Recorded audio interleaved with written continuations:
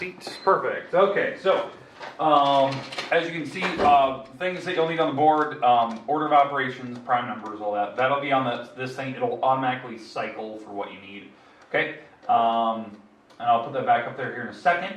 The big thing we need to do is get our semester test and then actually go through some of the questions. So let's turn off. Is it only today? Semester test? It spills over tomorrow if you need. Okay. I always give it 2 days. Never worried about one. I don't think you guys have ever taken advantage of a 2-day, but it's always there for you. That was a good timing. So, I'll put the PowerPoint back up there, and it'll just cycle through order of operations and prime numbers, because that's all you need. Okay, if you need a calculator, you might want to go grab one.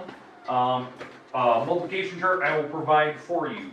Okay, so there's your semester test. If you guys need a multiplication chart, I will provide one. If I have one, I wonder if you guys kept them. I might have kept them. I kept yours. Oh, I got two. I got two. Put your hand right up there. Come on. Perfect. Okay, so you got your multiplication chart. Okay, so let's go through the directions here. I'm going to pop it up here on the board so you can kind of see through the questions here. Thought this would be kind of an interesting way to do it. All right, if you have not turned in your practice guides yet, I'm going to take them.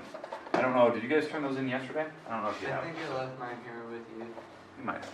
I Oh, look, I'll tell you if you still want it. Okay, I'll let you know. All right, so question number 1. Write the following numbers into words. You got to write it in words. You got to spell correctly, use commas, all that good stuff.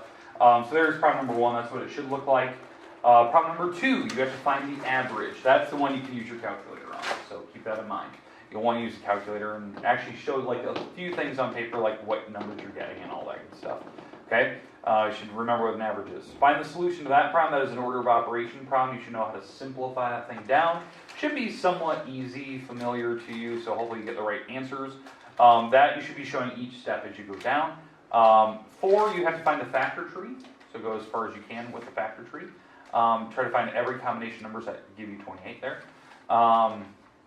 Next one, multiples list. Remember, you have to start with 0 and work your way up. I need the first 10. Okay, you should know what number is the 11th number. I've told you those little skills for what should be the last one. So on this one, this is going to go pretty big. 6, prime factorization. That's the tree method. You have to break it down with prime numbers, and then you have to list off what they are and little powers for how many you had of them. Remember, circle the prime numbers. 7, you have to find the quotient. I didn't give you the hint. You have to use the reciprocal, and then you can just multiply. Okay. Make those improper. That's my little hint to you. So make those improper before you start. 8, it's just a normal thing. You don't even have to make them improper. Number 8, just know how to do the reciprocal and then multiply. Okay. So that's how you divide fractions. So keep that in mind. 9. Now we're starting to find the sum. These are the ones we have to worry about denominators and stuff. That's my hint to you on those, and then you can just add, and remember you can simplify those answers on the calculator and stuff. 10, you can leave that you can leave those as mixed numbers and add them. You just have to make sure you worry about the denominators. Okay, so I tried to separate so you can see, but show all the work off to the side. 11, you're subtracting. Remember the warning that I'm going to give you on those. Make sure something about the denominators so that you can actually find the difference there. Show the work. That one should be super easy. 12, you can leave those improper. Or a mixed number, you can leave them mixed numbers and just do the subtraction. Make sure you get your denominators worked out first. That's my little hint for that. And then 13 and 14 should be the easy ones. These are just finding where you multiply. So you're going to want to make those improper. Those are the ones you're going to want to break them down and stuff. Okay? Okay, I think it's pretty straightforward. You have today and tomorrow if you need it. Okay? So you have plenty of time. Okay? Take your time. If you have any questions, you can ask. I can't tell if you're right or wrong, but yeah.